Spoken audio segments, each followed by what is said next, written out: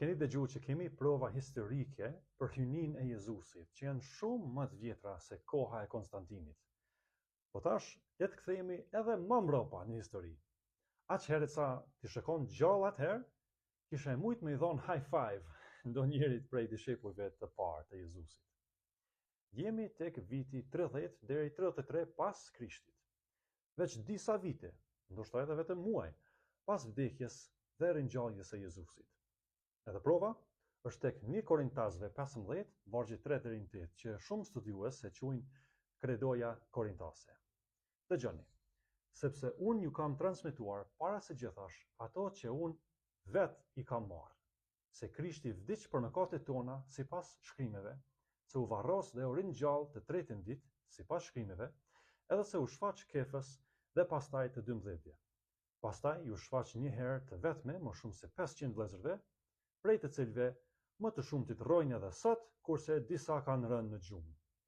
Më pas ju shfaq Jakobit dhe pastaj të gjithë apostujve. Më së fundi mu shfaq edhe mua, si në të dështimit. Pra, kjo nuk është diçka që Pali e shpiku. Ai e mori këtë besim dhe e ndau me të tjerët.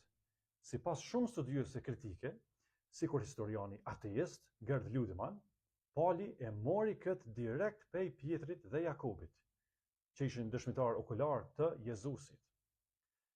Qëre vetë që ka thëtë Ludemanni. Elementet e kësaj tradite duhet të datohen brenda 2 viteve të para pas kryqëzimit të Jezusit, jo ma vonë se 3 vite.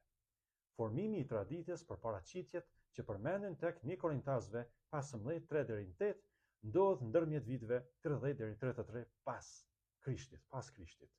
Kjo është bombe, a? Pse? Sepse s'kishte koha me kriju legjenda. E gjithë ideja që hynia e Jezusit u shpik qindra vjet më vonë, bjen poshtë, shkatërrohen krejt.